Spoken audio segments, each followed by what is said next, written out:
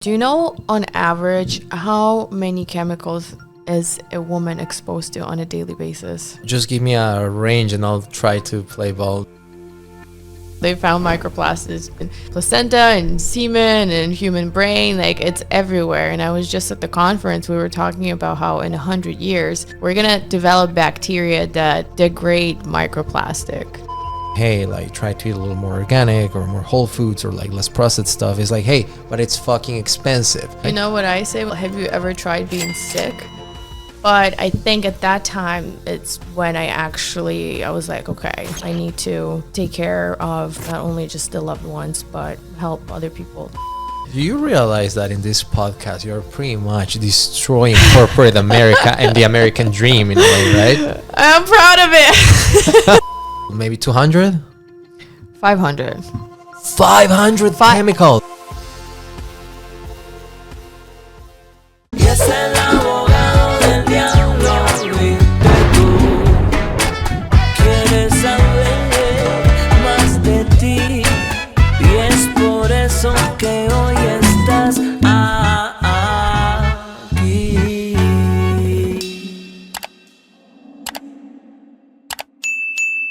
First of all, for everyone who might not be aware of you and they're discovering you for the first time, who are you, Nataliya? Tell us a little about you.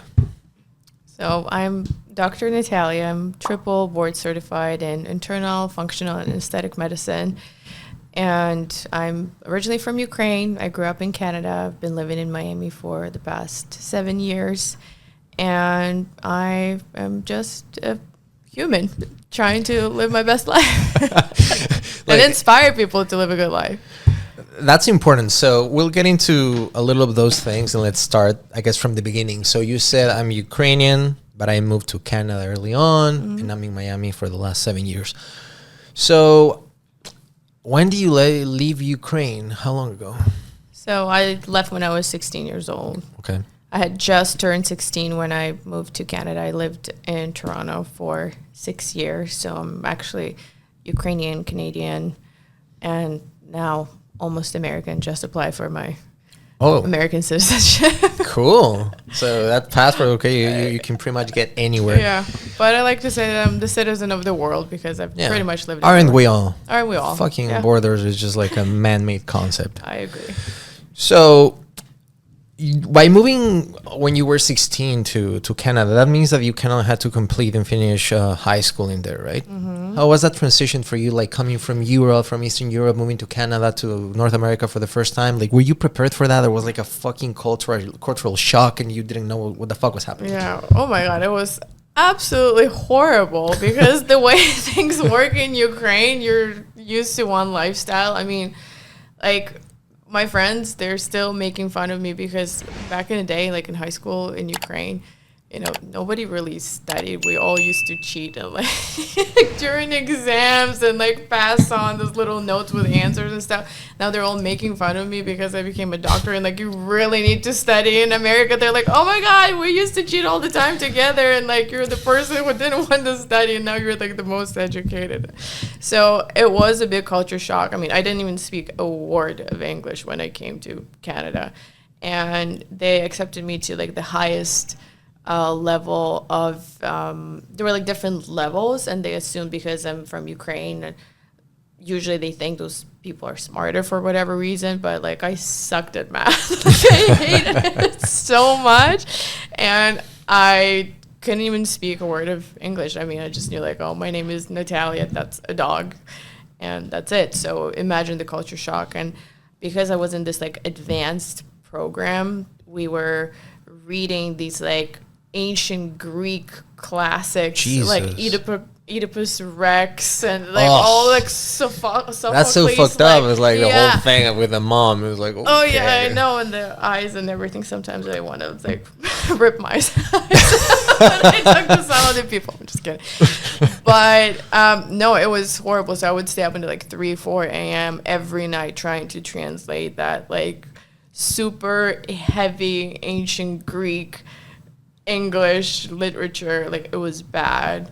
So how did your brain operate at that time? So you were trying to translate from Greek to Ukrainian to English? No. It was like, you know, that was an old Greek text, but written in like old English. So imagine like Shakespeare, right? They have all these. Yeah, that language is very old. Yeah, very old and hard. So I was trying to just translate all of that, and it was a lot of work.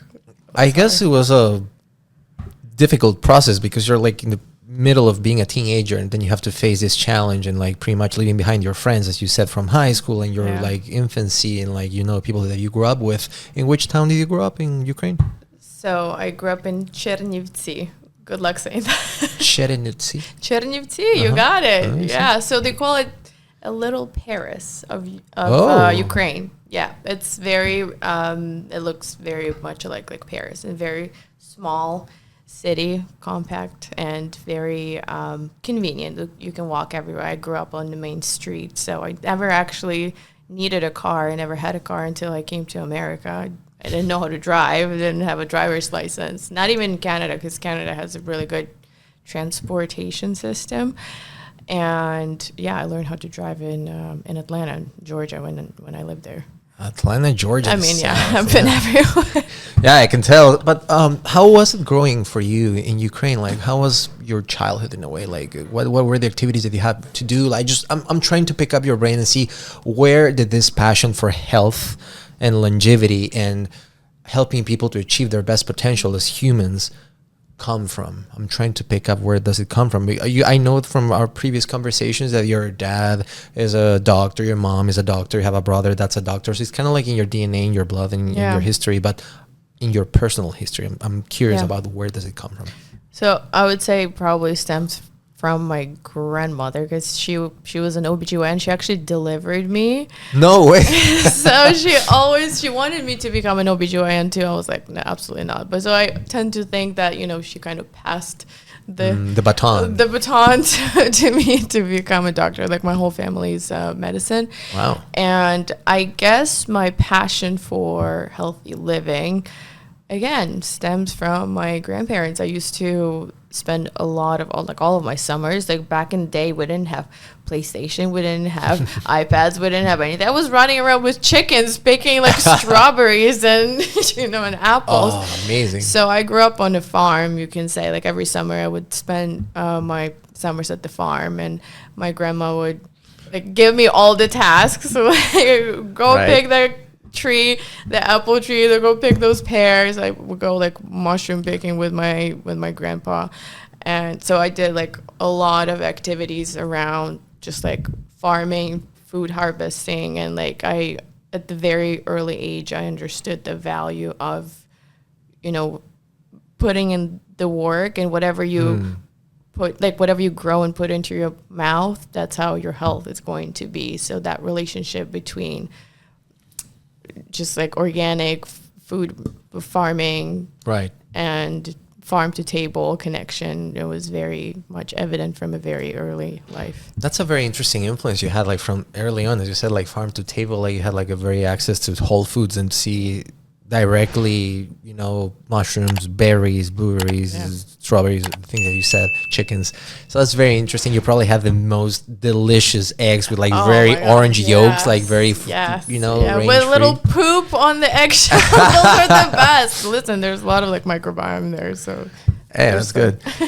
So, okay, then you get to Canada. We're getting a little of your backstory. And then at what point did you decide, like, okay, I'm going to continue the tradition of my family and going to study medicine here in Canada? Was it that easy? Like you had access to like public education in Canada? How did you make the transition from the Ukraine to be like, I'm going to be a doctor here in Canada? How did that happen? So it was actually very hard because, like when we came to Canada, I came with $150 in my pocket with my mom. With your mom? Yeah. We didn't have any money. People think I come from a wealthy family and this and that, or like everything was given to me on a golden plate. That's not the case. I wish it was, but I mean, we had to work really hard. And when I had just arrived to Canada, believe it or not, we had to clean houses with my mom. And while all of my friends were partying, my girlfriends, my school friends, they're all out, I had to actually wake up at like 6 a.m. on a Saturday and go clean somebody's house.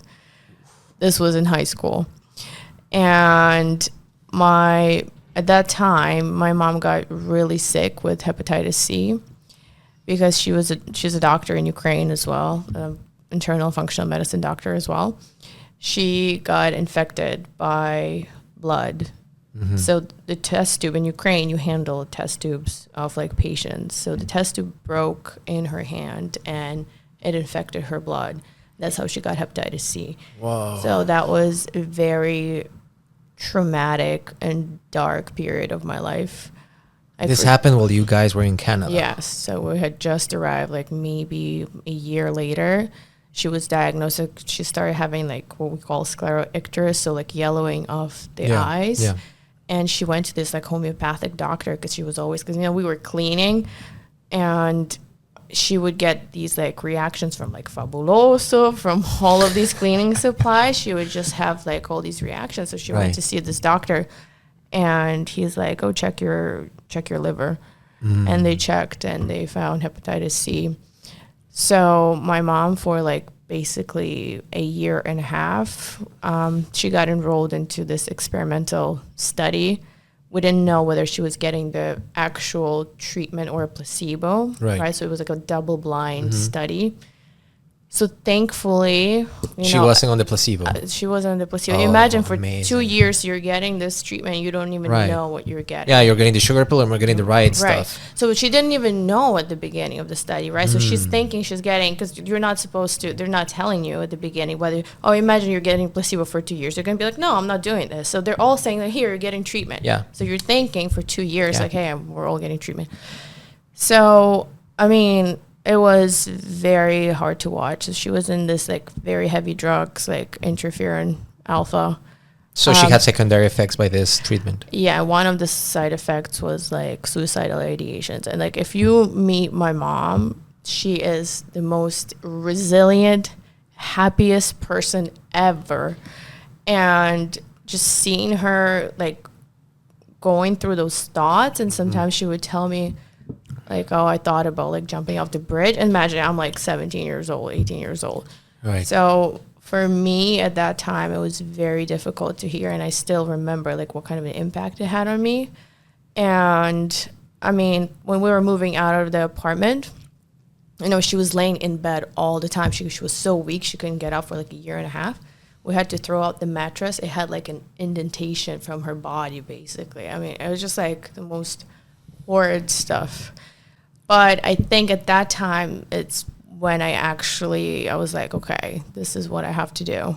I need to take care of not only just the loved ones, but help other people. Like, I know it sounds so cliche. I hate saying like, oh, why did you become a doctor? I wanted to help people. But like, there's actually a personal connection and story to all of this. No, and thank you for sharing it. I had like a little hunch that it comes from something beyond, like, yeah, it's my family, it's my this, like, because usually it has to move you in a personal way to have that level of passion that you have, and like to dedicate and immerse yourself in the way that you do usually comes from a life or death situation. So I was like, maybe there's something else. So, well, first of all, thanks for sharing that story. And I guess now knowing that you had this big motivation, like, I don't want to see my mom, first of all, succumb to the side effects and of this treatment and suicide ideation and all these things.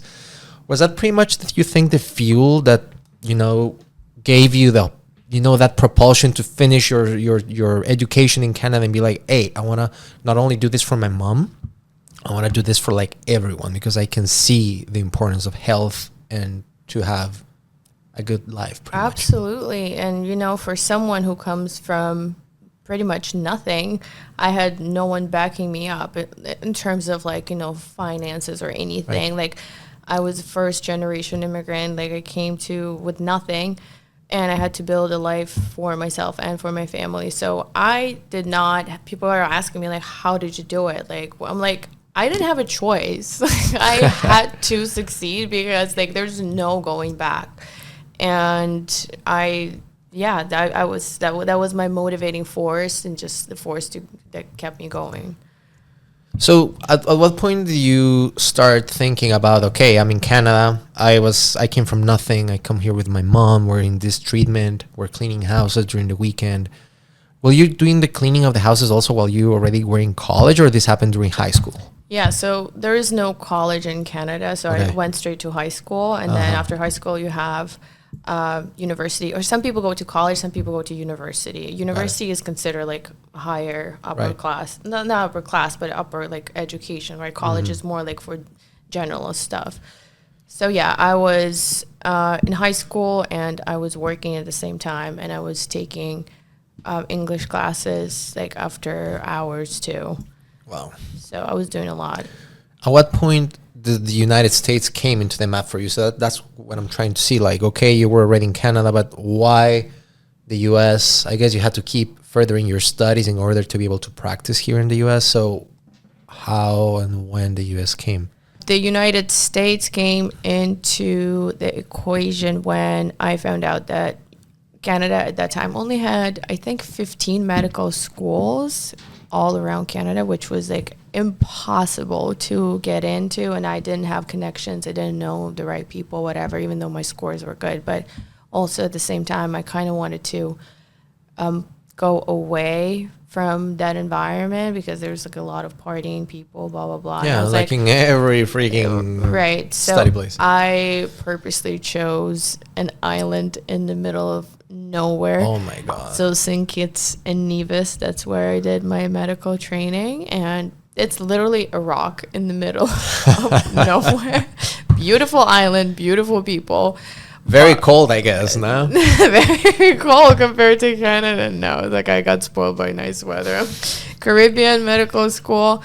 I had to, and you know, Caribbean medical schools, they have a bad rep. Like, oh, you did a medical school in Caribbean. If anything, I would argue because of that stigma, you have to work so much harder to prove yourself. And I had to study really, really hard. I was like in top 3% of my class. Yeah, and also, in a way, correct me if I'm wrong, please, but by being in an island or in a very tropical climate, you're also more exposed to things like, you know, dengue, malaria, all those things that you need to really be on top of your game because that happens mostly in those climates, or am I wrong? Yeah, I remember the first or second semester I was going back, and they had all these like announcements about Zika virus. Oh, there it is. And all the vaccinations. I'm against vaccinations. No, we did not take vaccine. I did not get vaccinated against Zika. But yeah, I remember those advertisements. But nothing happened like dengue, not that I remember. No, it was like very safe. Nor malaria, just malaria, like Zika. Yeah. So at what point into all this equation, okay, we have already, you finished your studies, and at what point did Miami gets into the thing? So did you do your postgraduate studies here? What happened? So the way it works, so medical school is 4 years, right? So the first 2 years are just like book studying, what we call. So that was me on the island just for 2 years. I basically never pretty much left. Like you study for 4 months straight. Jesus. And it's like super intense. Every day, 12 hours. People think that you're just like partying on an island. No. Like you study nonstop. Saturday, Sunday, no days off. Like my time off was, Monday we would have these what we call block exams. So you have 4 exams back to back, and it's like anatomy, physiology, pharmacology, microbiology. So all this super intense stuff. And then you're done around like 4 o'clock, because the first exam is like at 7, 8 a.m. in the morning, and then you're done at 4. So you have like that half a day, like from 4 until like 9 p.m. where you basically have no studying to do because you already studied for everything. You took the exam and you're starting new semester tomorrow. Right. So that like half a day and like a month doing laundry was my like, oh my God, like, this is my self-care. I get to cook, do laundry. That was just like, it was crazy. It's great. You don't have time for anything. So for 2 years, you're on the island. Then we do 2 years of clinical rotations. Mm-hmm. So I lived in Portland, Maine for one of the semesters. Then I lived in Atlanta, Georgia. So finished my rotations at Emory, and that's when you apply for a match, what we call a match. So then I applied for a match. What were your options in the match? So I actually, believe it or not, wanted to become a plastic surgeon before. Oh, ambitious. I can see you doing that. Yeah, but then I figured maybe like 8 years for a female in the surgical field is a little too much. I already know a bunch of female surgeons who are quitting, and like they've done the residency and everything. Yeah, they're like, it's too much. It's a men's world, and it's very difficult. Well, in California, it's pretty much male. Dominating, like all the sexism they're facing, like it's horrible. So what were the options? So plastic surgery, general surgery was on the table, but then I was like, you know what, so you're supposed to rank, right? Right. If you rank internal medicine or surgery, and if the hospital ranks you and you rank them, it's a match, basically. It's a Tinder of medicine, guys. It's a Tinder of medicine. I was just going to say. So I purposely ranked surgery lower because I was like, And honestly, when I found out I matched in internal medicine in Miami, I got upset. No way. I was sad. I was like, oh, I didn't get surgery. Were you in Miami at some point before your life? Yeah. So I finished my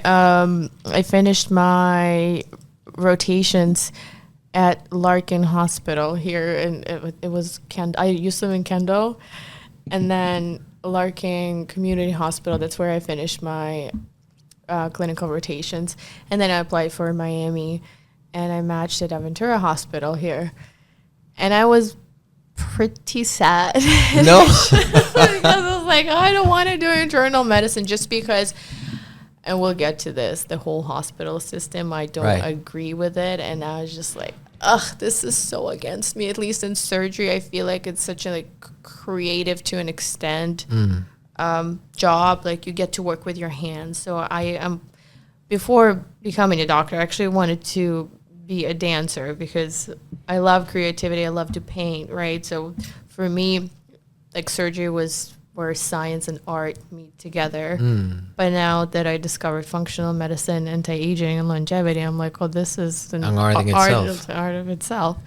So I was pretty sad, and then I was like, you know what? Residency is brutal. Like for anyone listening, they will understand. Like, and I started my residency during COVID. Oh, so Lord. Nobody knew what the hell was the going protocols, and you had to fucking get like we were working masks and tested all day. Every day you go in and you have to see like 20 patients. Imagine you have to scrub in, scrub out. You know how much time that takes? Plus you have to write all the notes. You have to update all the families. There were like 5 codes every single day. People dying. Nobody knew what was going on. We were working 120 hours a week. This is like my first year of residency, just like August starting out. I'm like, oh my God, this is horrible. I gained like 10 or 15 pounds during that just from like all this. It was a cafeteria shit food, like and seed oil. So we'll get to talk about grilled cheese and I wasn't even grilled cheese. Like, you know, I was eating what I thought was healthy. I was always healthy eating. It's like my mom always shoved salad down my throat, and I grew up on a farm, but like I didn't know the dressing. Maybe I don't really do the dressing. It's the seed oils, you know, that back in the day. We need to get into that. That's a great conversation. Canola and all that shit, and safflower and all those things. Destroy my gut, like my endocrine system, my female hormones, everything. It just went awry. So after that, what was I going to say?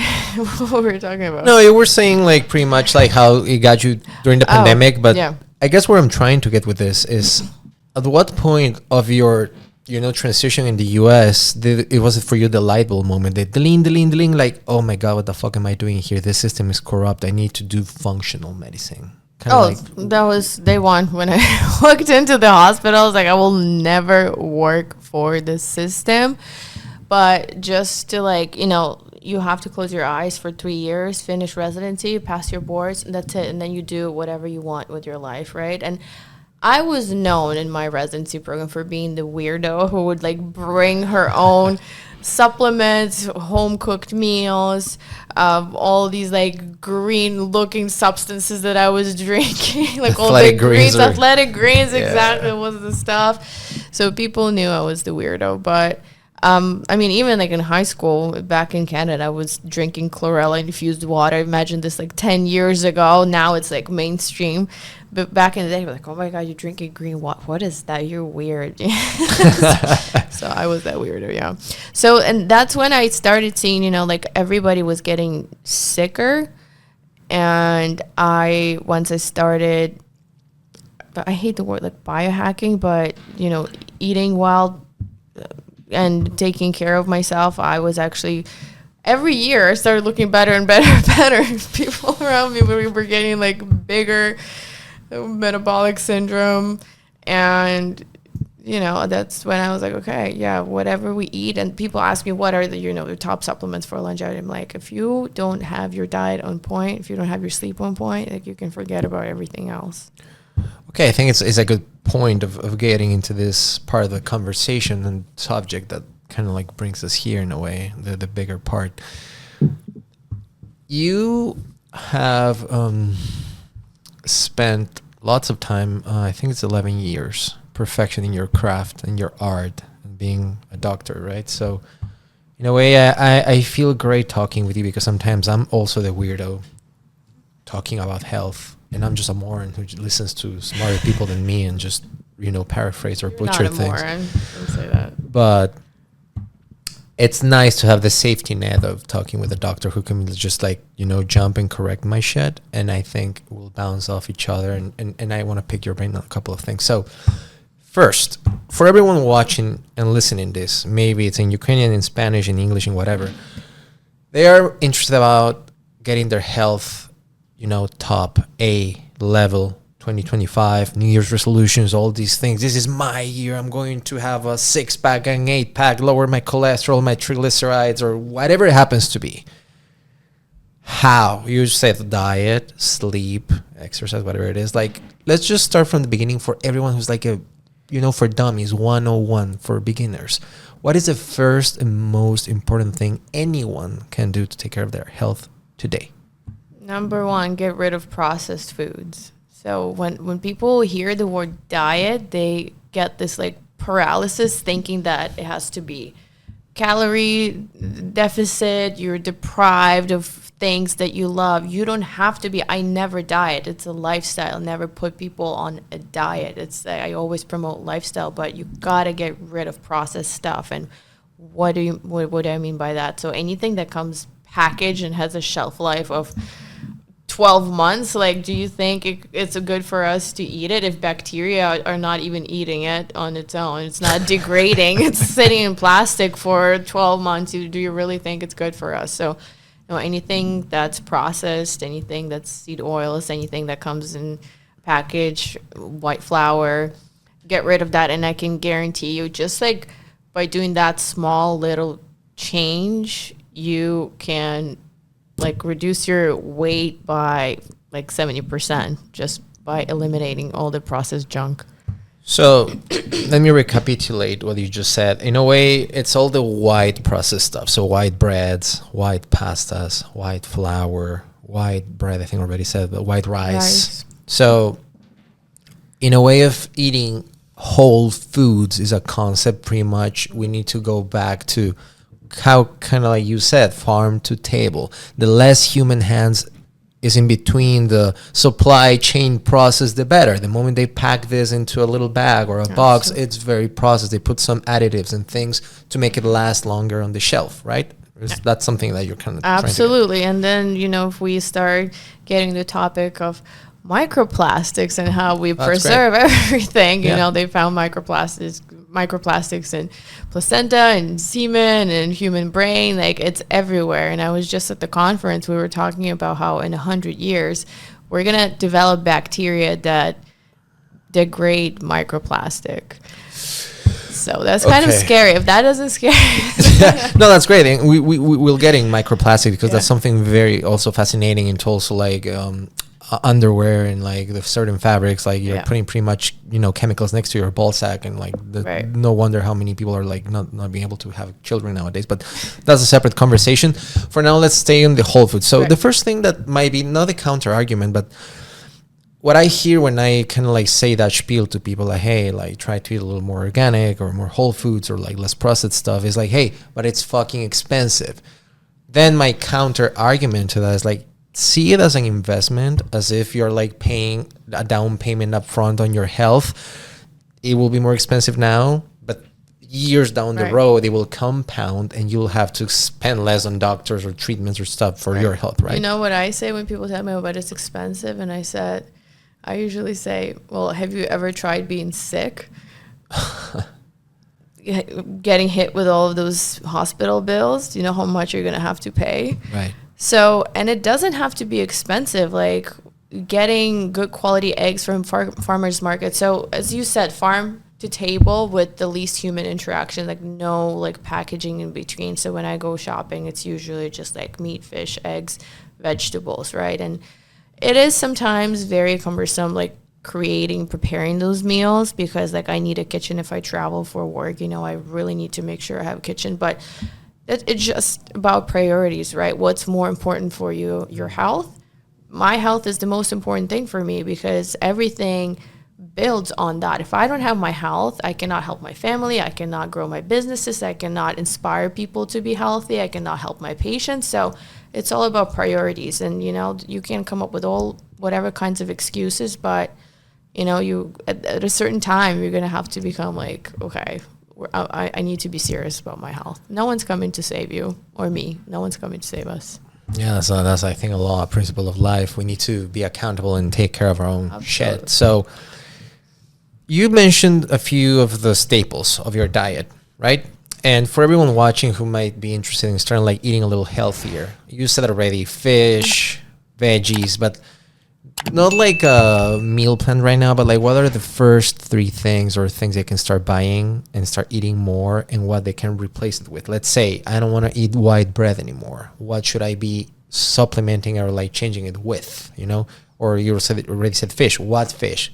Meat. What meat? Grass fed or whatever. Like tell us what would you recommend? I get that some of these things can be kind of on a pricier side, and like I get it, but I'd much rather have you eat smaller quantity of that but high quality meat. So, you know, grass fed, grass finished, organic, wild caught salmon. So don't, just because people are like, oh, I'm eating salmon every day, but you know, the omega-6 content in that is actually highly inflammatory and poses a lot of cardiovascular risks. And that farm raised salmon, they're feeding it with all the crap, you know, and then it goes into your bloodstream. Or same with the eggs. Have you wondered like why are some eggs are $10 per carton and the other ones are like $3? It's not just about the logo on the box. It's Right. something beyond that. So like for me, and like have less meals, like you have 2 meals instead of 3 meals a day. Intermittent fasting, we can talk about that too. It's a whole separate topic,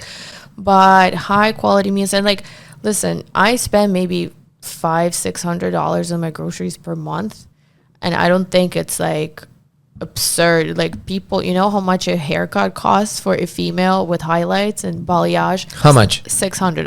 What? Okay, I used to pay that. I used to be blonde, and I stopped going and like dyeing my hair. I stopped paying. This was like 3 years ago. $600 for a fucking haircut. For a haircut with like highlights, balayage it's called, right? So $600. I'm like, you know what? Maybe I'll put my money towards my health and Whole Foods instead of dye that leaches into my brain. So this is my natural hair now. I stopped dyeing my hair.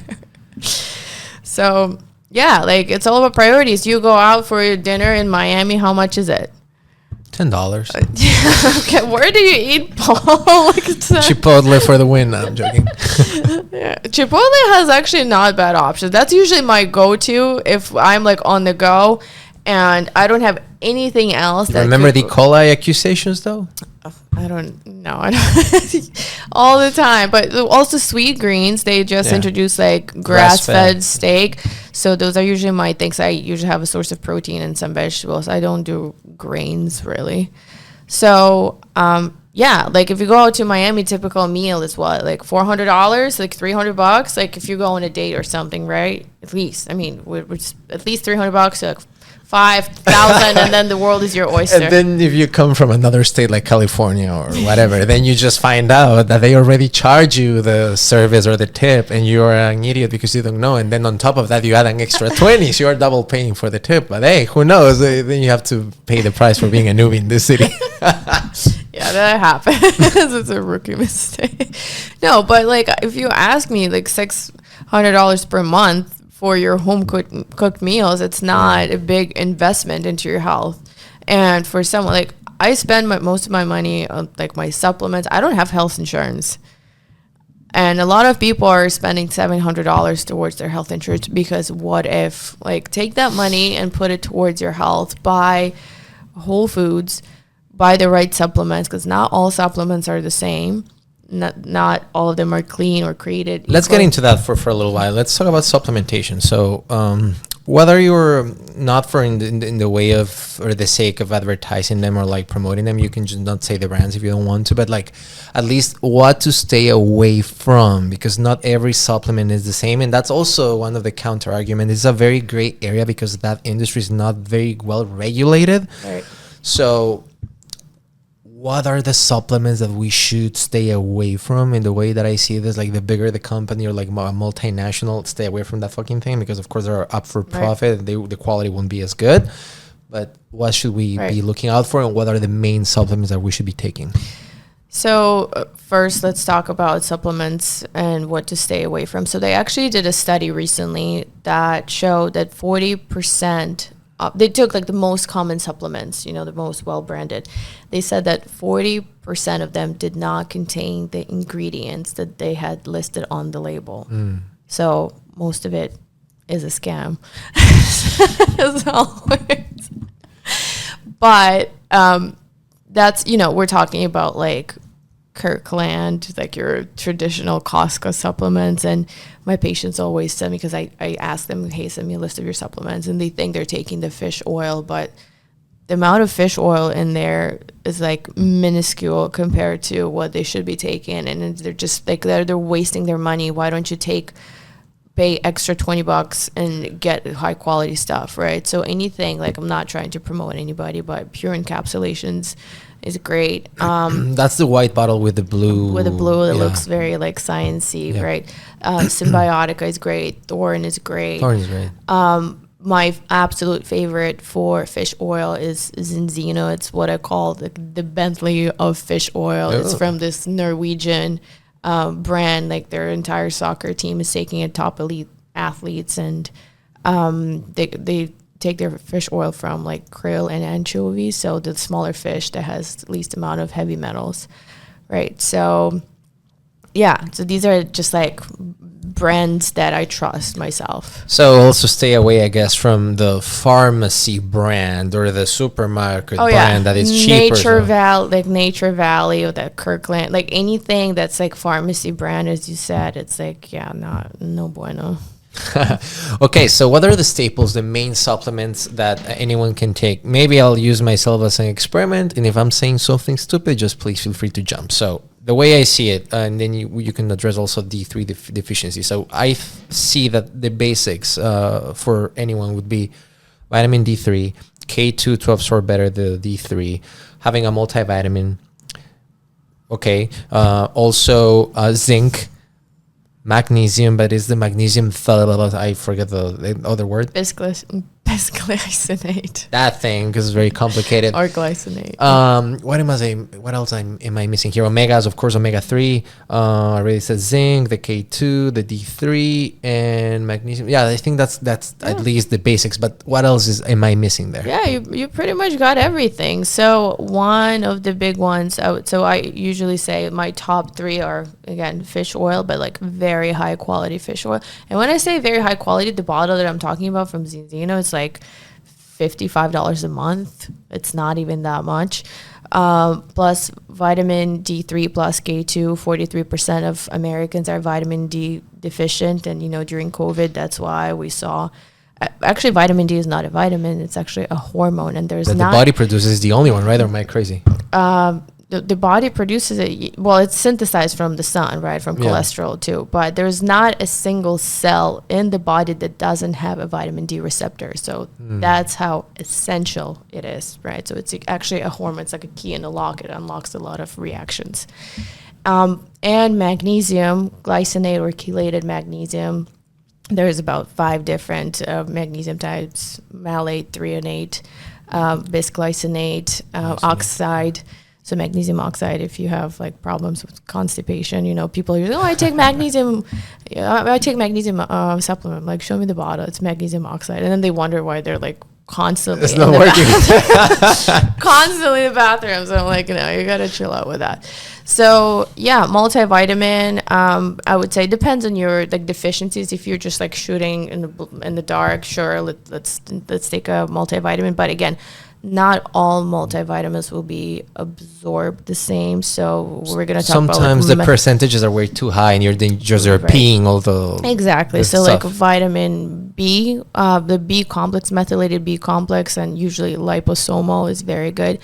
To your point, I would also add zinc is great too, but I would also add antioxidant support. So nowadays we have a lot of like free radical damage, especially for someone who lives in Florida. I know sun exposure.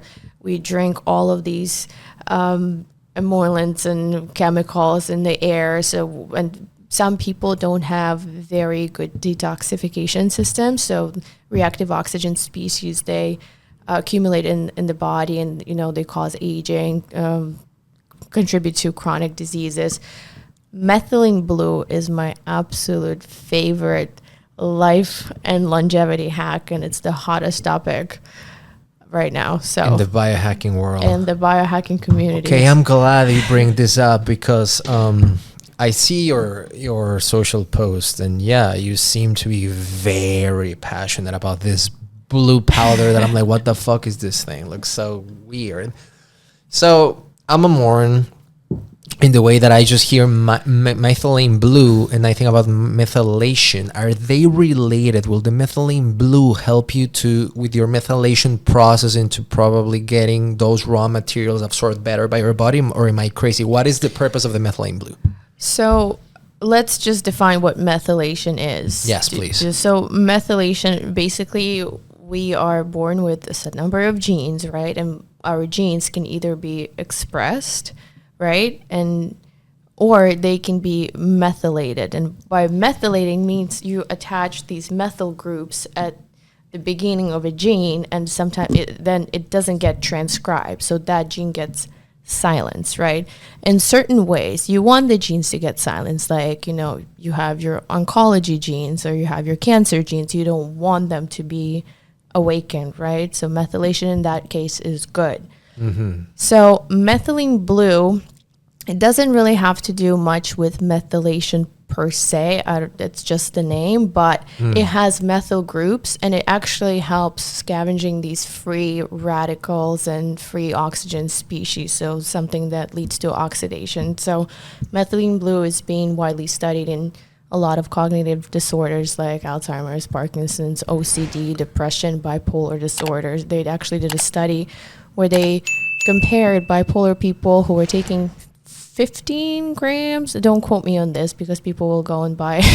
Be like, gotcha, wrong. Right, but I think it was like 2 grams per kilogram weight or milligrams. Don't quote me on this though. They compared to Lamictal, which is a medication used for bipolar disorder with a lot of side effects. And people who were taking methylene blue, they actually had better outcomes than the ones taking Lamictal and less side effects. So, and it's also used in the anti-aging longevity space. So anti-aging and longevity is all about your mitochondrial health. So yes. Mitochondria is your little batteries that every single cell has them, right? And you want to supercharge them with methylene blue, red light therapy, hyperbaric oxygen chamber, intermittent fasting. So once you actually start stacking all of these habits, that's when, you know, like I got passionate talking about it. Hey, please keep going on. So there are a few things that I actually want to get into. You addressed and you said, first of all, intermittent fasting. Mm-hmm. Then we'll probably a little detour into OMAD, or 1 meal a day, for the ones who you know that approach to eating. You said red light therapy, which is something I'm very fascinated with, and I'm really curious about your input, because you do it for your face, but I want to know about for the bed and everything. And also let's start with the methylene blue. So you're saying that on top of helping with people with oxidation, or is that the right word, right? Yeah.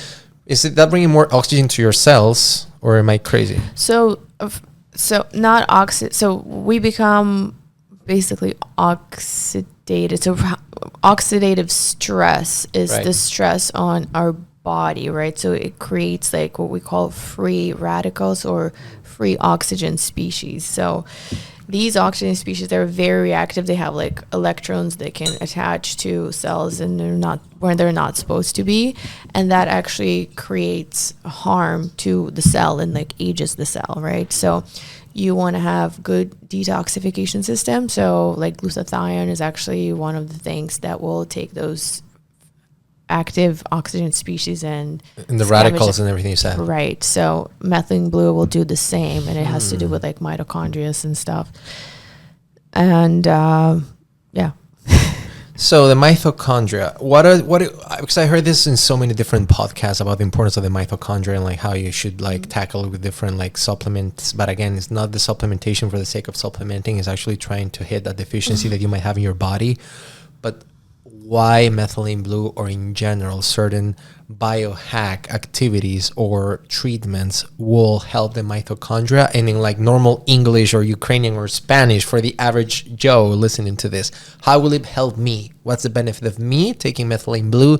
In normal terms, I will gain what? Energy, focus, activity, drive, sexual libido. What is it that I'm going to gain by this? So pretty much everything you said, but it helps with memory, cognition, focus, energy, ATP production, right? So I usually take it before like I go to the gym. It gives me a lot of energy. Some argue that it actually improves sleep, helps with cancer, supercharges your mitochondria. So it has to do with cytochrome and like all these complex reactions that we're not going to get into, but basically it produces more energy. And on top of that, it's also one pharmaceutical that is both antifungal, antiparasitic, and antibacterial. So all three properties in one little bottle. So Jesus. One caveat with methylene blue is, well, there's a couple, but you have to make sure that it's, clean from heavy metals. So there's a lot of junk on like Amazon that you can buy. So it has to be like specific, certain grade. And usually compounding pharmacies are your good source of it. So you have to ask your doctor to like prescribe it to you, but there's also other brands that are clean and I trust. I mean, I can mention, but I don't know if you want me to or not. But Please go ahead. so one of the ones that I know for a fact that they did a lot of like testing for heavy metals and stuff, third-party testing. They're called CTZL. I don't know what it stands for. CTCL. Yes. So that's the brand. I mean, we can like put the code later if you want, whatever. Yeah, it will be in the description for everyone listening and watching this. So that's the brand that I personally trust, and it comes like a little powder, crystallized powder that you can dilute in like 10 liters, and that will last you like 5 months. So you only need a couple of drops a day, so it's not like you have to drink gallons of it. But people do take IVs with methylene blue. People do inject it into prostate and stuff, like Ben Greenfield. I don't know if you know who he is. He's like the very famous biohacker. I actually met him at the conference. Super cool dude. He would like inject it into prostate, so for anti-inflammatory reasons. Right. So the other caveat with methylene blue, your pee will turn blue. No way. People will freak out like when they see God. like a Smurf type of situation. So don't freak out. Like Yeah, your urethra goes blue and shit. no, nothing. Your urethra doesn't go blue, but your pee will turn blue. The other thing, if you're on any sort of like antidepressants, SSRIs, SNRIs, like escitalopram, Lexapro, Prozac, or any sort of those things, you have to be careful. If you dose for more than 2 grams per kilogram per day, you are at risk of serotonin syndrome. So for those who don't know, it's basically SSRIs are your selective serotonin reuptake inhibitors. So they inhibit the reuptake of serotonin, so you have more in your synaptic cleft. That combined with methylene blue, it also, because it improves mood and gives you energy. So you have so much serotonin that it like overwhelms you, and you start becoming like very rigid, and you can have like hyperthermia, sweating, and just like belligerence. Actually, you send those people to the ICU. Oh, so Lord. You got to be on the watch out. Speaking of serotonin, and I'm trying to, again, to come from the place of the average Joe and Jane listening to this. So they might be like, what the fuck is she talking? Like, sounds like very complicated. But in depression, if I'm not wrong, it's pretty much a deficiency in serotonin. You have like low levels of it. So the common thing would be like, let's bring that serotonin up. But something that I've read and heard, mostly heard, is that the serotonin absorption or the production or whatever, the first layer usually starts in the gut, and it's something that is not talked about in the right way, or not many people know about it. So they give you all the medications that you said for depression, but usually you should start with the gut and attacking it, and maybe your serotonin levels will go up and you'll be less depressed. Am I crazy, or am I tapping something? No, you're on the right track. So for the longest time, we thought that this is our primary brain. Now it has been reclassified. Everything that, governs this comes from the gut. So there is a gut-brain connection, and microbiome is huge. If you talk about obesity, you take microbiome from an obese mouse and put in the skinny mouse, and the skinny mouse will get fat, and vice versa. If you put the healthy microbiome of a skinny mouse into a fat mouse, that mouse will lose weight. So serotonin is a lack of serotonin. Depression is a lack of serotonin in your synaptic clefts, right? But you can substitute for deficiency. So not always does it come from just like, oh, there's not enough serotonin. It's sometimes because your bacteria are not synthesizing serotonin, or why are they not synthesizing it? Because you're not giving them the right amino acids to do it. Going back to what you said before, amino acids is also key in your supplementation. Correct. So serotonin is, it needs certain amino acids like tryptophan and to synthesize serotonin. So tryptophan can be found in turkey, bananas, and methylene blue is actually the one who increases serotonin. Seems like the cure to life. Methylene blue is the new. Listen, it's like harmless. Well, if you know what you're doing. But sorry, a little detour, but not really. In terms of antioxidants, I grew up with this notion that if I eat wild blueberries and a lot of berries, I'm going to get antioxidants. Is that the right way of taking them, or I actually need a little more by taking supplementation? So that's the very common question I get asked all the time, why don't you just why can't we just eat fruit? And back in the day, we could eat fruit and get all the antioxidants. Yes, you can still eat organic berries, blueberries, raspberries. I'm fine with that, but I don't even eat fruit on a daily basis, because fruit nowadays has been so genetically modified, and it was engineered to taste more palatable, sweeter, to release all the dopamine. It actually creates a lot of addiction. So the fruit nowadays is not the same, and it actually does not contain the same amount of micronutrients and microelements that it used to back in the day. Even if it's organic from a whole foods market? Even if it's organic, because right now we are facing an agriculture crisis. Yes, that's a fact. So I think by the latest polls, they were saying we only have 15 harvests left. So all the money is actually going to be in regenerative farming. If you want to invest, this is what you should be investing in. No wonder Bill Gates has been accumulating so many plots of land, and he's pretty much the owner of all the land in the US. Right, but he's been plotting some stuff with apple cider vinegar that's also not good for the planet. Yeah, there was and vaccines. Yeah, we're getting into conspiracy theory. Yeah, but basically the point being is that eating fruits nowadays is not enough, because you're not going to get the same amount of micro and macronutrients that you used to back in the day. So yes, you need to supplement. And antioxidant support, so liposomal vitamin C, glutathione, alpha lipoic acid is the biggest hit right now.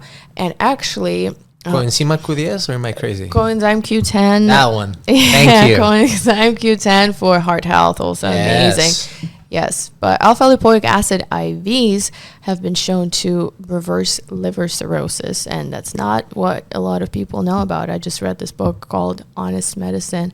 They talk about low-dose naltrexone and alpha lipoic acid IV injections. And why do we not do it? Because there's no money in it. It's very cheap to make, and people would much rather sell you ribavirin or like interferon alpha, very expensive treatments that don't even help with liver cirrhosis, but alpha lipoic acid reverses liver cirrhosis.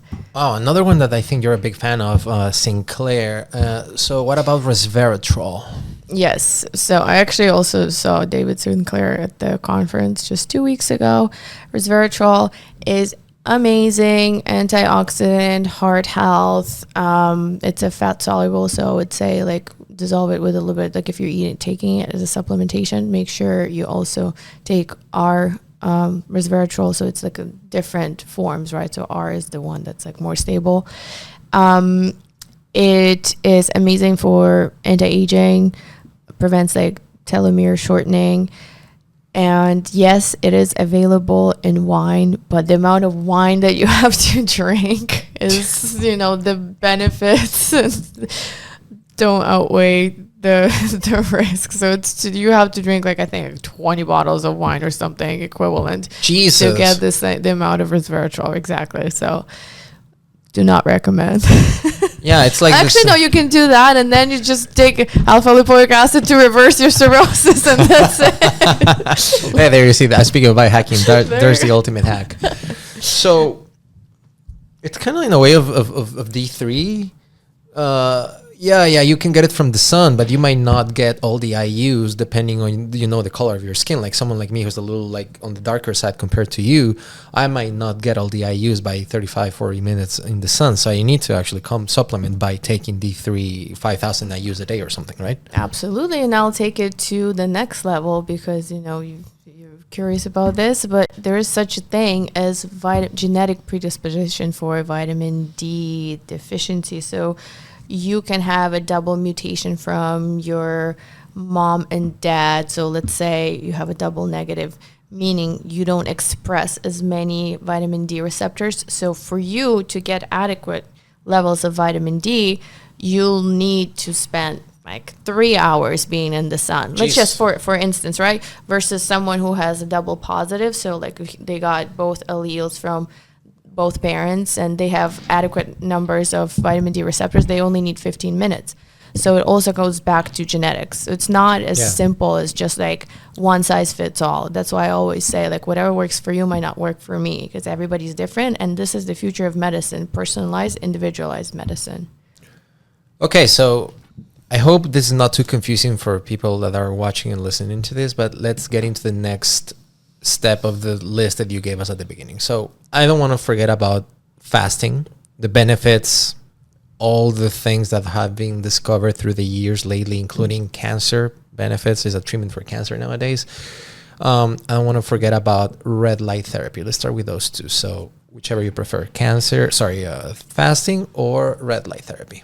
So let's talk about intermittent fasting. Cool. I used to be a huge proponent of it, still am, but now I have a couple of caveats. I've been doing it for the past, I would say, 6 years. So the best regimen recommended, because there's different ones, right? 14 and 10, whatever. 16-8, 18-6, 24. Right. So the data points out to like 16-8 being the most beneficial. Like the gold standard of the fasting should be that one? 18-6, right. 18-6 or 16-8? 16-8. So 16 hours you're not eating and you're eating within that 8-hour period. I would say that, some women, and this actually happened to me too, because I was working out so much. I was constantly stressed as a resident. I was intermittent fasting on top of that. Like I lost my period. So it is like if you have problems with your period, if you're a lactating mom, if you're pregnant, if you have problems with eating disorders, intermittent fasting is not for you. Like we have to put this out there. And if you're under chronic stress, so imagine like your body thinks you're under constant stress and you're not feeding it, you're not going to give up the weight. It's going to be actually even harder for you to give up the weight. So in a way, by you saying you didn't get your period, are you implying that you got some sort of pre-menopause by doing for fasting, or It wasn't just the fasting. I was on, conventional medicine. I was on oral contraceptives for 15 years because of your hormones probably were like all over the place. No, they put me on oral contraceptives because of my PCOS. They thought I had. They were like, I'm not sure. Oh, but what is PCOS? Polycystic ovarian syndrome. And that is? So it's basically a bunch of like cysts in your ovaries, and you are not like you're ovulating, but it's like you have so many eggs that they're not like maturing. So it's like they weren't really sure what it was because I had some symptoms but not all. So there, back in the day, the treatment was, oh, let's just throw you on oral contraceptives. But little did they know that it messes up your microbiome. You're like suicidal. You want to. You like, too? You also went suicidal? No, I wasn't like suicidal. But like now that I've been off of oral contraceptives, it's literally, I feel like this veil has been just taking off of my eyes. And Right. I'm like, how the hell did I live in the past 15 years? I felt like it was just like darkness all around me. This was oral contraceptives, talking about microbiome and stuff like that. Also, didn't it make you gain a lot of weight while taking those contraceptives? Yeah. Oh, yeah. They say, like, oh, it has no effect on weight. That's BS because I gained a lot of weight. I had hormonal problems. Also, like, seed oils, being a resident, I was always studying. So it was, like, a combination of a lot of things. But I'm usually very against oral contraceptives. I take my patients off of them. Okay, so going back to fasting. So Yes. you have those caveats, you have those experiences, but do you still recommend that to your patients? So, yeah, absolutely. So, like, the evidence points out to, in terms of, we're speaking longevity, right? So caloric restriction and time restricted eating are the like number one secrets to longevity, basically, right? So I continue doing it. I still do it, but it's just because I'm used to it now. But I have done very prolonged fast of like 14 days water only fast. And that's just like a whole spiritual experience that we can talk about if you want. Why? Yes, why 14 days? So initially I wanted to do, so actually because of the seed oils that destroy my gut, it was very difficult for me to eat. Every time I ate something, I would get stabbing pains. I felt like someone was just literally stabbing me alive to death. Like, it was horrible. I could not eat anything. So this was during residency. And then I was like, you know what? Like, no, this pain is not worth, the food is not worth it, this pain. So I'd much rather not eat at all than go through this pain. So I was like, let me just go in like 2-3 days. That's when I started getting into like Walter Longo and his, theory about fasting, and the Nobel Prize winner for autophagy, this Japanese scientist. Autophagy means self-eating, where the cells eat itself. So I started reading how it helped, cancer, and how people got rid of their IBS, so irritable bowel syndrome, ulcerative colitis, very like autoimmune, very difficult conditions to treat. And I tried it out myself. So I went on a like 2-3 day water only fast. It was difficult, not gonna lie, but I was like, okay, let me do 5 days. Let me do 7 days. And after day like 5, something switches in your brain. And I'll tell you exactly what it is because there's science to it. So your body switches to ketones. So the first 72 hours, your body just like burns all the glucose and glycogen stores. So glycogen is glucose stored in your liver. So you burn through all of that. After your body has no more sugar to feed off of, it starts tapping into your fat stores and generating ketones. So that's the fuel for your brain and for your body. So that usually happens day 5. So that's called, for everyone listening, please correct me if I'm wrong, a state of ketosis. Correct. Which is what you achieve by a keto diet, which is very in the mainstream. So you kind of like get an idea of where which part are we right now talking about. Correct, but I am against keto diet long term. Why? Yeah, because it's not good. It's not sustainable. You can get fatty Yes. liver, and I've seen El rebote también, the rebound. Like I see, like you go on off the rails or of a binge of pizza, pasta, whatever, boom, and then you it's not sustainable. And the lab results, it actually messes up your liver very much, like your lipid profile. When I can almost tell every time a person comes to me, I'm like, are you in a keto diet? And I know, because their lipid profile is horrendous. So going back to, so you're 72 hours, so you're pretty much your ketones. Right. So day 5 is usually when that switch happens. And, you're like the first couple of days, you're like weak, obviously. So I'm only drinking water, right? And tea and with coffee. some salts, I guess, to keep hydrated, so right? Here's the thing. Exactly. So day 4 or 5, I started getting cramps in my muscles. Like every time I would walk down the stairs, I was getting some cramps. And I was like, oh, what is this? So I started like reading about it. So I started supplementing with some electrolytes, because you need magnesium, potassium, sodium, and if you're not eating, you're not getting it from any food. Right. So there are keto drops on Amazon that you can order. They do not break your fast. Keto drops. Right. Oh, I never heard them. So they don't break the fast. So you can just supplement, and all the cramps went away.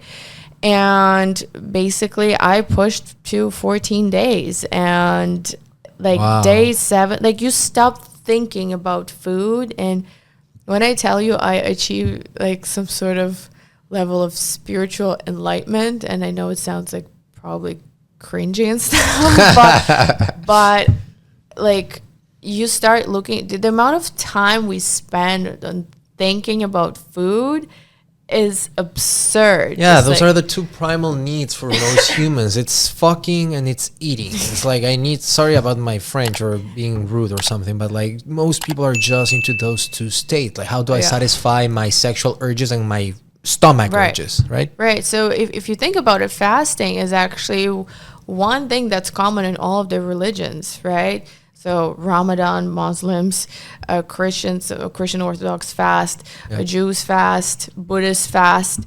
So this goes back in the day. So it's a very common practice to just kind of like, teach yourself self-discipline and self-control, right? And I can tell you, like, again, after 7 days, I was like, I don't need food anymore, because you're synthesizing ketones, and you feel like food you're so above it, like, oh, it's like beneath me. And in those 2 weeks, I read like 6 books, because I had so much time to just like, it's amazing how much time we spend on sharpness and the clarity and everything felt like, it's kind of like a slow-mo. Yeah. But very like the Matrix. Sharp. It was amazing. So I did it for like 3 years in a row. I would fast for 14 days, but I don't recommend doing that. So when I talk about fasting, and I get where you're coming from, actually, I was talking with Paul, who's here in this apartment with me, and I was trying to get him on the wagon of fasting and explaining in my own terms why do I do it. And first of all, I was trying to address what you said, the mental clarity. Like, to me, starting the morning fasted and lasting 18 hours with no food gives me such a mental sharpness. And like, I'm a morning person, so I need to be sharp and clear during the morning. If I get to eat something, I start digesting, and I'm like, oh. So my pitch to him was like, imagine back in the day, people used to tell you, oh, if you don't eat every 3 hours, your metabolism will go slow and you will get fat or bloated or whatever. So I was eating every 3 hours, even if it was a green apple or whatever, to keep my metabolism fast. And I realized my energy was dragging. When I adopted fasting in my life 10, 11 years ago, I just realized that I was, as I said, sharper in the mornings and clearer. So my pitch to him was like, imagine you are giving to your machine, which is your body, every 3 hours food and food and food. So your body's constantly processing and processing and processing and processing and digesting pretty much. So you never give your body time to rest. All that energy is going to digestion instead of transmuting that or bringing it up and have mental sharpness. Then he was like, oh, that makes sense. I kind of like it. And that's kind of the spiel I give to people. So to me, I'm a very profound believer in it. I get where you're coming from, but it's still interesting to see that it works differently for every person. Same with the keto diet.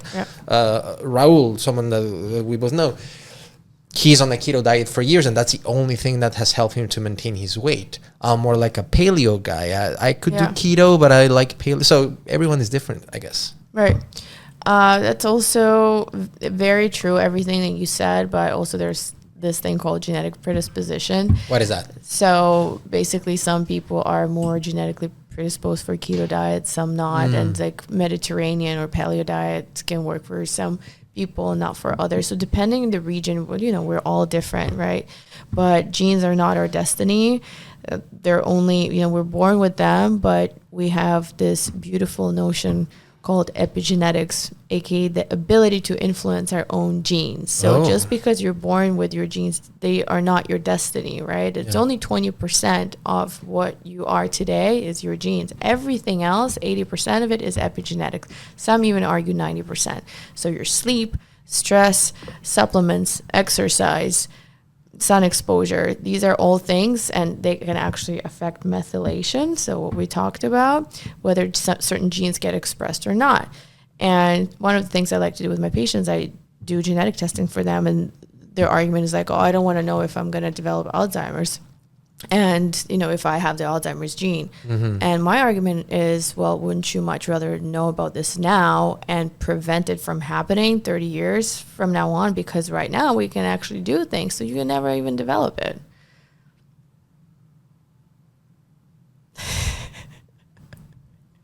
I thought there was more, but please keep going. About epigenetics? Okay. No. So yeah, you're saying like it's kind of like a way it's better to know ahead of time if you have a predisposition to Alzheimer's, to dementia, to any of these conditions. And some people kind of want to avoid it. It's like the old school thought, like, oh, I don't want to get tested into anything sexual transmission, the AIDS or anything like that. I'd rather just die and not know. That was something very big in the 80s and 90s. It's like, no, awareness is everything. No, you have to get tested, especially for STDs. And you're not being responsible if you're just spreading your stuff everywhere. So no, you better get tested. Like Charlie Sheen. Please, no, exactly. So fasting is an amazing tool for like autophagy, longevity. And by the way, yes, after the 14 days, I did cure my gut. Like, remember, I started because like the pains and everything. So that's what you got, a reset of your body with the 14 days. Complete reset. Like, and they say, you know, growth hormone increases, increase in BDNF, so brain-derived neurotrophic factors, something that's, you know, they studied for Alzheimer's, anti-cancer, so autophagy, the self-eating, so all these like what we call senescent or zombie cells, very fancy word.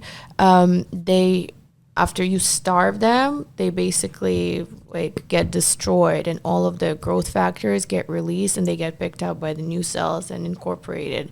So you get like, imagine having all these like old batteries and mitochondria, right? And then they all die, and then you supercharge yourself and you get like a complete 360 renewal of yourself. You tapped and addressed the growth hormone, and it reminded me of something that's kind of like getting into the mainstream now, and like more men are talking about it, which is the T levels. Once you hit 40, it's pretty much downhill from there. After 30. Oh, after 30. Like 35, yeah. I haven't noticed any of that, but well, I think it's after 30. How, in your area of expertise and what you do with your patients, because I guess you have men patients too, right? Not just women. No, I treat both, Yeah. How do you help them to get their T levels up? Do they need to get into that treatment that at 40 they get those injections and they get like all hairy and they go to the gym and they get buff? It's like getting steroids, or what? How do you help them to get their testosterone levels up? So first of all, we have to assess their lifestyle. So most of the time it's lifestyle related. So people that are under a lot of stress, and as you know, we live in this beautiful society nowadays that we have to be the fastest, the smartest, the flashiest, the most efficient, biggest business with a lot of money, and it's a lot of stress, especially on a guy. A lot of those things are lifestyle related. Going to a sauna, I know saunas are a really hot topic right now. Infrared sauna is even better. Yeah, but I'm talking about like hot saunas or like hot tubs or jacuzzis. Yeah. When you're resting your junk in there. Speaking of that raises you. Your swimmers get pony with that thing. Exactly. So your sperm count is going to go down because you're literally boiling your little guys down there. Oh no, but sorry, I meant the opposite. Like infrared sauna will get your swimmers way more potent. Or am I crazy? I'm talking about normal sauna. I'm talking about jacuzzi. Anything that raises body temperature. Gotcha. Especially in like your testicles, like your sperm count goes down. the testosterone can go down as well. Okay. Even tight underwear. So anything with like microplastics too. So Please, let's get into microplastics now. These are nice. So yeah, I mean it's everywhere. You're drinking your Fiji. But this is BPA free. Oh yeah, sure. They all say that. Well, they're saying that the plastic that's like a little thicker is safer. I mean, who knows? That's why you rejected my water bottle. I only drink out of glass. Would you like some? No, I'm good. Okay, I'm fine. Listen, it's the point being, it's everywhere. It's inevitable. But at this point, it's unavoidable. I think that like I saw a movie called Dark Waters, and it's about this whole thing concept of like it started with the Teflon and this and all these chemicals and everything released into rivers. We all have it by now in our bloodstream forever ago. So how we there's do no cure, but right? we do, but we also have the ability to control it or limit it a little bit. Do you know on average how many chemicals is a woman exposed to on a daily basis? Just give me a range and I'll try to play ball. Maybe 200? 500. 500 chemicals. Every single day, a female is exposed to 500 chemicals. This is like Makeup, lotions, underwear, shampoo, all of these creams, Teflon, microplastics, smoke, pollutants, chemicals, everything, every single day. So even active wear, oh my god, Lululemon, Alo Yoga, all of this, and you go and I do hot yoga all the time, and for someone who does hot yoga, we go in and we sweat. I mean, it's 100-degree room. Imagine all of those chemicals seeping into your body while you're working out, especially when you're hot, your pores are wide open, and then we wonder why there's so many like high rates of infertility, because you literally have your stuff absorbing chemicals. So it's inevitable, and people are like, yeah, well, what do we do about this? It's inevitable, but there are things you can do. First of all, raising awareness, talking about this is already helping so much. So we're doing the right thing. We're doing the right thing.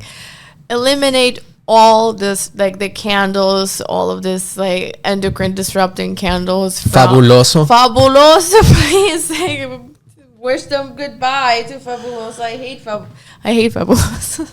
Is it just that brand or all the cleaning supplies? No, all the cleaning supplies. If you have the ability to switch to like clean vinegar and like old school stuff. Yeah, eco-friendly baking soda. Yeah. Bicarbonato. Yeah, good Spanish. In Cuba, that's what they use. Yeah. So opt in for soy candles. Make sure like all this bad Bath and Beyond, Victoria's Secret bullshit, like it has to go. Anything that smells nice and then you wonder why you have headache, it's because of that. Oh my god, my biggest pet peeve is one of those things when you plug them into the the Glade things. Oh my god. And there's one for killing mosquitoes and all that stuff. Horrible. That's like, if you're trying to get cancer, please, like just put that in this, inhale that every single night. And the other thing, the air fresheners in the car. Oh, horrible for you. What about the oil diffusers and oil diffuse? If it's like natural essential oils, I'm fine with it. I'm cool with it. Like I like incense, like those like yogi, whatever. Palo Santo, anything that's natural, absolutely yes. But there's two things I also recommend. So two apps that I personally use called Yuka or Think Dirty. And it's not what you think. It is not what you think. No. So Think Dirty is basically, it's an app where you scan products for chemicals. So if I buy any makeup, which I buy only like super clean stuff or medically graded, you scan the barcode and it will give you a rating. Like if it's in the green, it's a green product, you can take it. And you'd be surprised how much shit is in our makeup and how much shit women put onto their faces, especially with very famous brands that people spend like thousands of dollars on. I was going to say, so Nataliya, do you realize that in this podcast you're pretty much destroying corporate America and the American dream in a way, right? I'm proud of it. It's like all these big companies and like multinationals and like the Glade. Pretty much a lot of these brands are like Johnson and Johnson. So we're like talking about the big fish, like the umbrella companies that own all these other tiny companies. So Is it like a, how can we exit the matrix in a way of this, of all these products that are very convenient to us, are everywhere, but they're not doing us any favor in terms of our health? Well, we've all been lied to, and I think it was just a matter of time when the truth was going to come out. And now with, social media and this huge push for natural stuff, people are waking up. Like, people are not stupid. They know we're being poisoned. And it's up to us to continue talking about this and raising awareness and demanding, this is our basic human rights. Like, you and I, we were brought into this earth. Our ancestors were living, running around, chemical free. Like, nobody had cancer. Back in the day, what was an autoimmune disease? Like 20 years ago, there was only 30 autoimmune diseases. Right now, it's 130. ADHD, depression, all of these things. Where do you think that's all coming from? Yeah. So, we're exposing big pharma. Autism is completely, it's horrible. But, like, the more we talk about it, the more influence we have, the more pressure. It's our basic human rights to breathe clean air, to drink fresh water. I don't want to be like they're cleaning with Fabulosa in my apartment building. Why do I have to be smelling that? It's my basic human right. I want clean air. Like, why are you imposing that on me?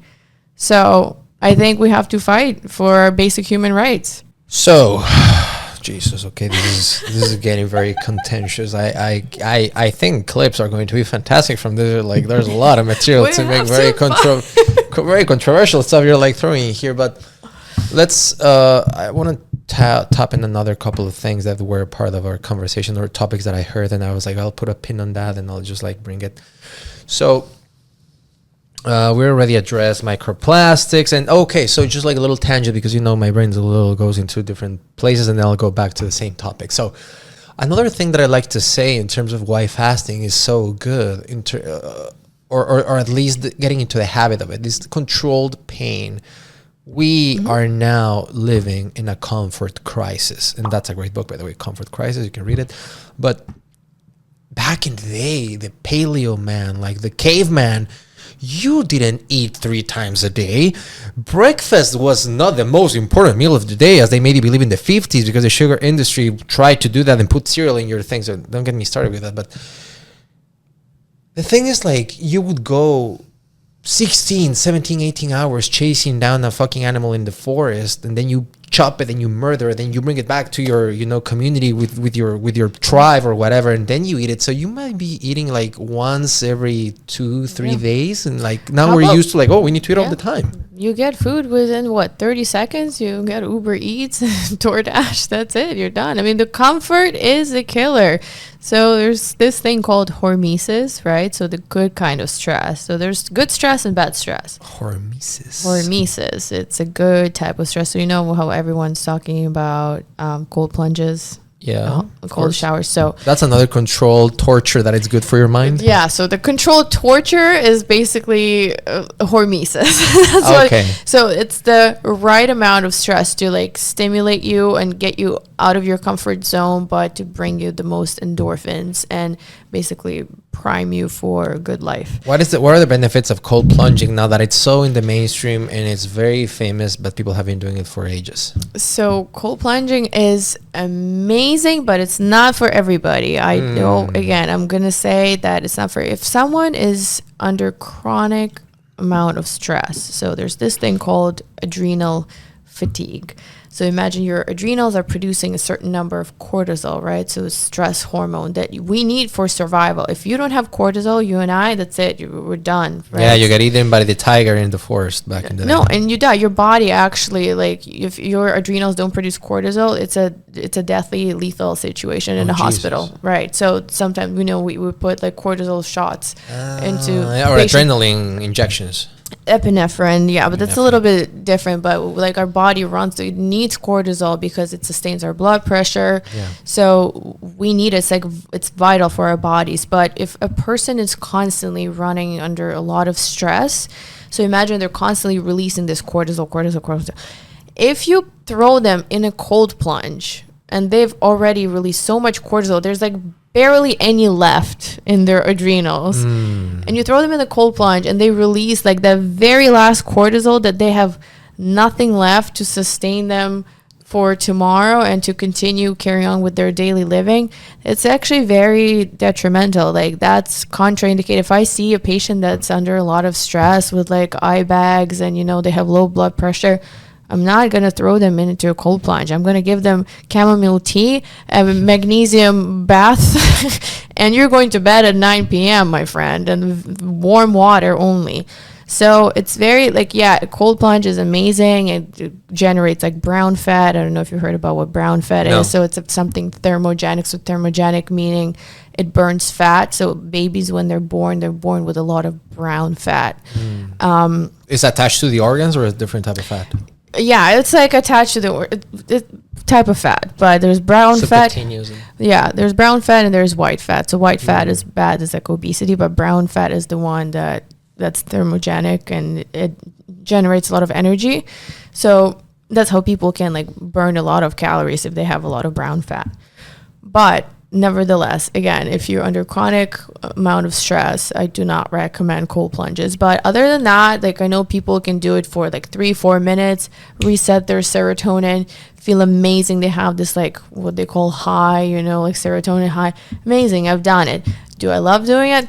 Absolutely not. But it's like one of those things that you have to do to get yourself out of the comfort zone. So my slogan is, you know, seek discomfort. So yeah, and it's funny because I remember back in the day, like years ago, I remember Tony Robbins talking about this, and he has this whole ritual called priming state and blah, blah, blah. And he was doing cold plunges even before it was mainstream. So, and you know, back in the day also another civilizations and cultures used to do it, but now it's everything gets like into the marketing thing, and now it's a whole thing. Here in Miami, like they have events on Sundays and people go and have a coffee and they chill and they get into cold plunges. Some people are like, ugh, I don't want to get into that fucking nasty water with other people, but it's not about that. No. It's at least cool that the people are getting into the habit of thinking about their health. Absolutely. I think just like building a healthier community, and I think the biggest flex in the next 5 years is going to be what wellness club you're going to belong to. So, you know, like I have a dream of building a wellness club, some, you know, like Soho House, but without the alcohol, and just actually with IV drips, red light, and the cold plunge and all that. And they're popping up everywhere now. So it's just a matter of time. But I think it's great. People are waking up. They're becoming more health conscious. Yeah, and like it helps having also into the ether now big voices like Andrew Hoverman and like, you know, big people like Sinclair, Peter Attia, whoever happens to be, Gary Brecka, whoever, even Joe Rogan. You know, people who are really into health that are bringing this to the mainstream. So speaking of Rogan and speaking of Gary Brecka and speaking of Rhonda Patrick and all these old people who have brought us some light into this. OGs. Yeah, the OGs, like Rhonda Patrick. I remember like when I heard her thesis on D3, I was like, my God, lady, you're in infrared sun and everything. I'd love her. But infrared therapy. I see you sometimes on your social media with this fucking weird white mask that you look like the Phantom of the Opera, but like cool, with like red light behind it. It's very mainstream now, and you hear people like, I don't know, Dana White or like St. Rogan or Stephen Bartlett or whoever, they have their beds with red light therapy, but it's a $300,000 bed. Yeah. So it's like a Bentley or a Ferrari made into a bed, but like what happens to the average folk who wants to get that same benefit? Then they say, get sun exposure. It's free. But people don't like it because when they think it's free, they don't give value to it. So how can we get people to get more sun exposure first thing in the morning? So not all sun exposure is created equally, right? So that first light, the first light in the day, the first like 15 minutes is the one that's like harmless. So after that, you don't really want to be in the sun because, again, cancer exposure. UVs and all those things that start popping later.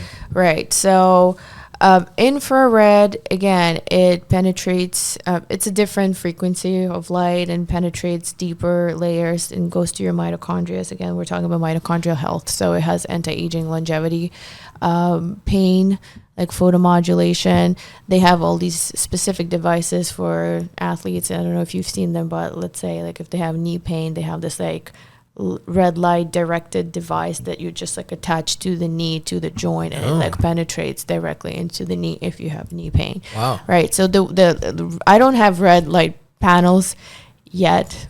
Yet. It's a work in progress. Once I get my house, I'll have it. I'm gonna have like a full biohacking room, so that's my dream. But for now, I have the red light mask. I have the red light helmet. And you're like the Darth Vader. I am the Darth Vader. And then I stock up with my methylene blue. So I do it for longevity, anti-aging purposes, right? So it like induces collagen production, fibroblasts, laying down good collagen, like helps with like small wrinkles. So aging, anti-aging, health I'm all about prevention. Right. So if you already have a problem, if you come to the hospital, and I work at the hospital too, I've seen those patients, when they come to the hospital, it's already too late. So that's why I put so much time and effort into educating people, inspiring people how to be healthy, that it doesn't have to be expensive, doesn't have to be time consuming. If I can do it, everybody can do it. And it's the very small little steps that you do every day that make the biggest difference down the line. Before I switch little topics, and because this is fascinating, and I think we can go through this for hours and hours and hours, and maybe we'll have a second round at some point to keep furthering into things that are more mostly interesting to people, and we'll see on the comments once this is out. It's a lot of information. It is a lot of things that you need to digest. And I remember when I'm not a doctor like you, so I've been kind of like very curious by nature, going through a lot of this information in different places, and it's intimidating. It is a lot of things to digest, a lot of weird terms that is very hard to remember and pronunciate the right way. How can we give something tangible to people watching and listening to this podcast that they can do in terms of a routine, something not too big, too intimidating, something that they can attack and do as soon as possible to get their health to the next place, to the next step, to the next level, to level up? So I always say there are certain pillars, like your static pillars, that everything builds on top of afterwards. So we are talking the 3 most important things, and nothing will work if you don't have this. And you can forget about the newest fat diet, or you can forget about the newest senolytic or methylene blue or whatever newest coolest supplement, or gene therapy. We can talk about gene therapy later. That's the new hot topic too. That the cool kids are doing now is the gene therapy? Yeah, in Mexico for $25,000. Oh, stem cells, you mean? No, gene therapy. We'll talk about stem cells too. But basically going back to the 3 pillars that I talk about. Yes. So your diet, and by diet I mean cutting out processed foods. So you're eating whole foods, farm to table. Sugar gone also. Sugar gone, but you can still have sugar from like dark chocolate. Amazing for you with a lot of antioxidants and magnesium. It's good fat too. An amazing fat for calming your nervous system. I eat dark chocolate every single day. I don't count my calories, And I hope it's from Ecuador, the one you're eating lately. Oh my God. Actually, one of my favorite ones is actually from Ecuador. I have to show you the one from Whole Foods that I get. Oh my, it's like purple. I have to show you the picture of Please it. do. It's literally, you can taste the antioxidant content. Yeah, it's we have the best cacao in the world. Oh, it's so good. I kid you not. So food, sleep, huge, huge. Cannot go without it anywhere. So for sleep, let's take a little, not detour, but like a little, let's further this. So not all sleep is the same. No. So I'm thinking as, again, the average folk that's listening to this episode. When you go to bed, your sleep is not the same during the entire night. You have different phases of sleep. Mm-hmm. So of what I understand, one of the most important time for sleeping is REM sleep and deep sleep. And the not fun part, actually, the weird thing about it is that the quantity of those 2 sleeps is not very long. So let's say you sleep 8 hours. You're not 8 hours in deep sleep or in REM. You might be 2 hours and a half. You're lucky 3 hours. So how do we get those stages longer and deeper? Deepest REM sleep and deep sleep. So REM sleep stands for rapid eye movement. So that's when actually you're not moving your body parts, but only your eyes are twitching. So you're dreaming or crazy. So you're getting like the most restorative sleep during that time. And ideally you want it to be deep sleep and REM sleep. They're like stage 3 and 4, to be in about 30% 30% of the entire night. Of the entire night, right. So that's when... Jesus, over 3 hours? Yeah. And that's when your memory consolidation happens. So, people, they've done studies on people who slept for 8 hours versus people who were interrupted every 1 or 2 hours. So they got 0 REM sleep. Yeah. They had 0 memory consolidation. They couldn't recall what they were like learning yesterday. So it's super important. So people who pull out like all-nighters thinking that they're cheating the system, they're gonna get the questions right. No, like, go get your sleep instead. And I remember getting this back from my grandma. It's not that she was a doctor or anything, but I remember like studying for law school exams or stuff. She was like, mijito, vaya, we're kind of like, hey, go to sleep. Yeah. Tomorrow, first thing in the morning, with a fresh head, you'll grab everything. I was like, okay, I'll do what you say. I did it. And I woke up first thing in the morning, read that thing, retained everything. They knew it. They knew how to do it back in the day. Ancient wisdom. I swear to God. Yeah. So a couple of, pointers for better sleep. So one thing that helps me, and I'm not 100% religious with this because, I work night shift sometimes. So for me, it's been difficult readjusting. But no devices like 1 hour before sleep. And I recently started incorporating blue light blocking glasses. So I wear like red lenses. And just that. And first thing when we wake up, we grab our phone. So I don't do that anymore. I go and meditate. So meditation has been great. If you have the ability of taking a bath with like Epsom salt with magnesium, just like relaxing, no phones, and you want to have a cold room, cannot sleep in hot room. 69 is the ideal temperature, right? The ideal temperature. And absolutely no, like I always joke, like, if I ever get married, like I feel bad for my future husband because I sleep with a mask, with mouth tape, with my earplugs.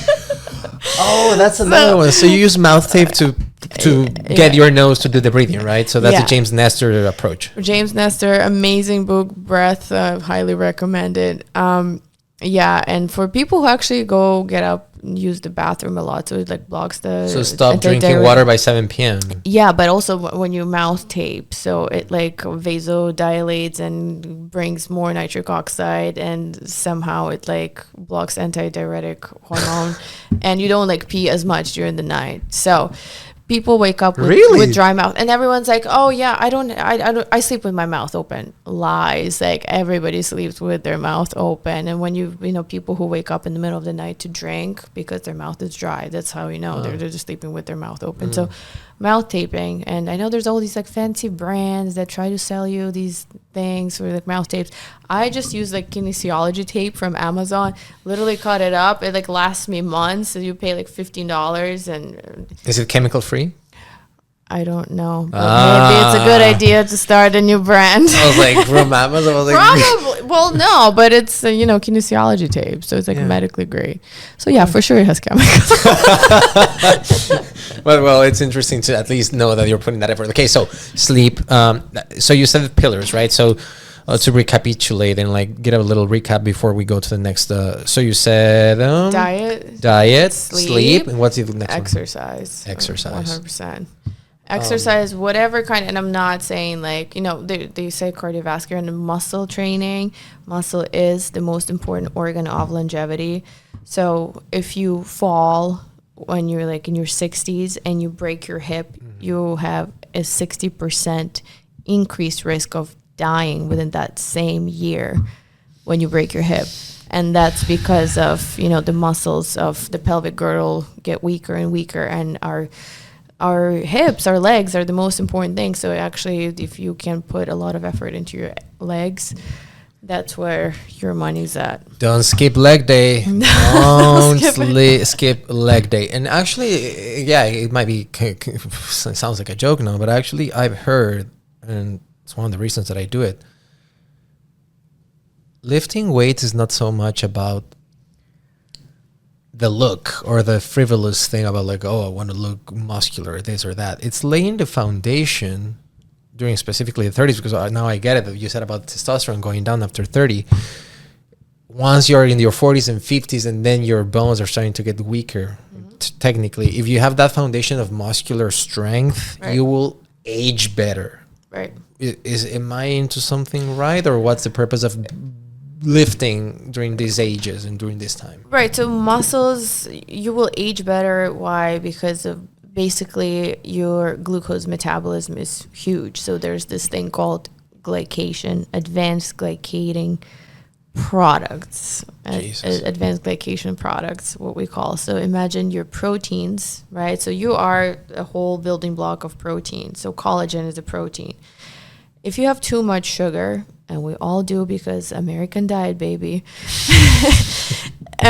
So that's another thing. If I could put a CGM, a continuous glucose monitor, on every single person, I would. That's like my dream. Holy grail. Yes. Like, what do you want for your birthday? Everyone to wear a CGM. We'll talk about this in a second. So every time you have too much sugar circulating in your blood, it attaches to protein. And imagine, creme brulee. Oh yeah, of course I know creme brulee. Yeah, of course. The crusted, sugary Sure, coat. yeah. So that's advanced glycation product, basically. So that happens. It destroys your extracellular matrix. It wrinkles your face, and glycation is a bad sign of aging, basically. So what we call sugar face. Sometimes you can almost tell when people eat too much sugar, they're crackly. So muscles, they are efficient at uptaking glucose, and they control metabolism of glucose. So they're very highly metabolic organ. Muscles are a huge metabolic organ. They control your metabolism of sugar. So they express GLUT2 transporters, which uptake glucose. So sometimes when they say after a meal, and if you have a heavy meal and you have a continuous glucose monitor, you can do a test yourself. If you go skipping or you do some lunges, your sugar will drop very rapidly because your muscles are uptaking that sugar and they're utilizing it. So if you utilize it, you burn it, and it doesn't get deposited into your fat stores and your liver, and you need muscles. Not a doctor, I'm not a physician, but if you do your workouts while fasted, woo! That's the good stuff. That's the good stuff. That's for sure. Yeah, I work out fasted too. Okay, doctor approved, so I'm not that crazy. Cool. So those are the 3 pillars that people should take from this podcast? Everything builds on that. After this, we can start talking about methylene blue, your top 3 supplements, your whatever IV therapies, whatever you want. This is something that won't be a complete podcast with you if we don't address this, because I've seen on your social media, it's everywhere, and you're very passionate. It looks cool. I had it back in the day, but I think they sold me the wrong one. Hydrogen water. So let me give you a little context about this. I am one of those. You see me, I'm drinking this. At least I'm doing the right thing of avoiding fluoride, which is in our water. Cool. So I'm not getting fluoride in my system by drinking bottled water. But sometimes marketing is genius in this country, because they sell you Essentia, which is a very delicious water, and the pH is really high, but it doesn't mean that because you're drinking alkaline water, I'm becoming alkaline immediately. And that's something that you told me the last time. It's a marketing thing. And I was a victim of that until you told me. And then I went a little down the rabbit hole. I was like, oh, fuck, I'm just drinking this water pretty much to keep myself hydrated and avoid fluoride. But that's it. So now enters hydrogen water, which is very interesting. And apparently there's over 300 studies between peers now about hydrogen water.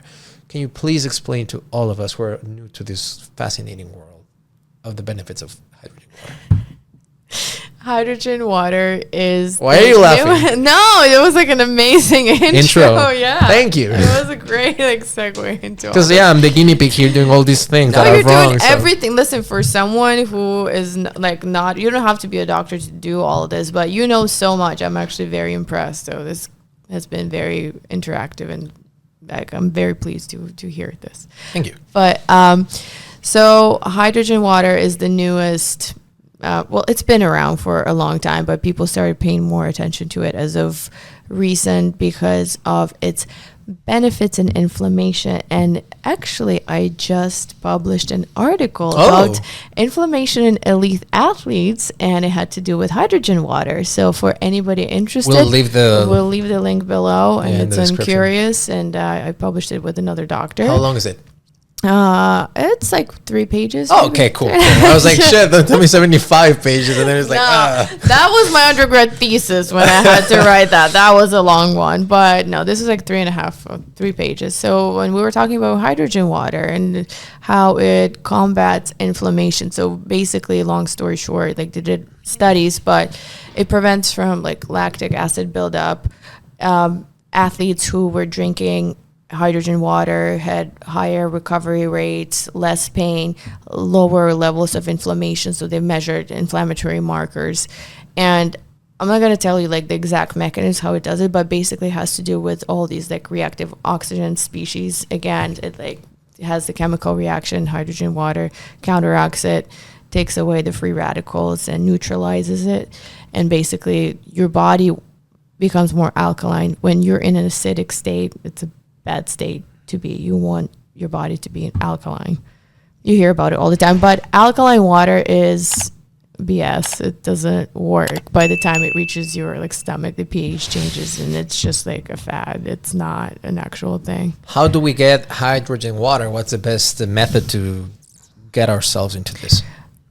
So I know there's like a gazillion different brands, and not all hydrogen water is created the same. It has to do with the motor, it has to do with even like plastic and how it's generated, RVMs, like revolutions per minute. And there's all these different, like I'm not an engineer, but I know the one that I use and the one that I trust without promoting anybody. And again, we can put the link down below. But what's it called? It's fine. You can say it. Echo Water is the one that I use. Echo Water. Echo Water. Okay. Yes. So it's the glass bottle that is like this size, and it has a button you press. It's not glass. So that's actually, you know what? I was just talking to them at the conference, the one that I was, and I came up to their stand. They know me because I'm like, whatever, one of the ambassadors for Echo Water. Cool.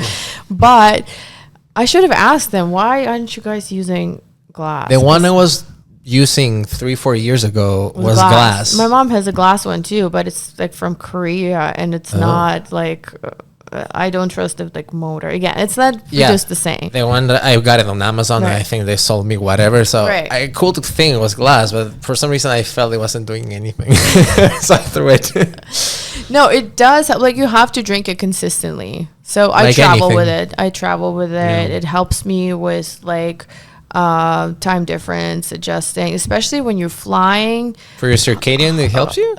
It helps, yeah. And methylene blue actually helps with circadian. Jesus Christ, that thing helps for everything. Like, have issues with your children? Methylene blue.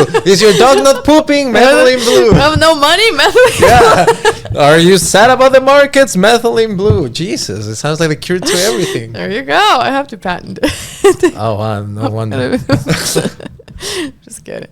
No, but so you know when you're flying, the altitudes and stuff, like pressure, cabin. So hydrogen water helps. Yeah, but mostly for inflammation. So especially in elite athletes, and you know, like you and I were not. Maybe you are an elite athlete. I'm not. I'm just a yogi.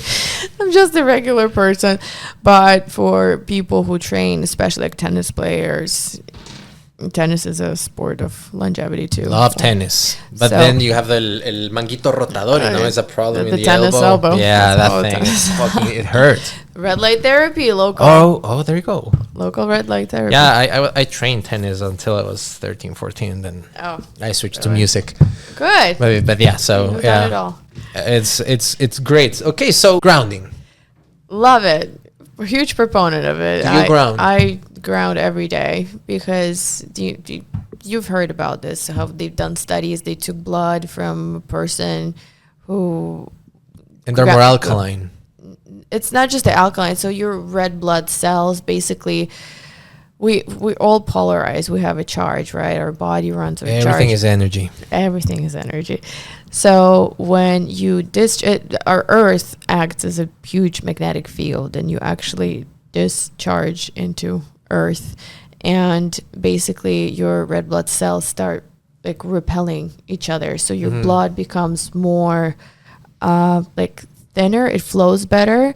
So they took blood from a person who grounded and versus person who didn't. So the person who did not ground, their blood was actually more viscous, so more prone for like thrombus formation. So where your blood is clotted, it's obviously not good. So when your blood is too thin, it's also not good. But when it's like runs smoothly, that's where it's at. But amazing benefits like vagus nerve stimulation, just like happiness. When there's something about when your feet touch the earth, and no being in your shoes, it's not the same. Your foot actually needs to touch the actual ground. So the walking around your apartment is not going to work. But it can be actually sand, amazing. Grass, Sand, anything, just like just not like the tile of your floor. Right, nothing artificial. So it has to be an actual like nature built form of ground.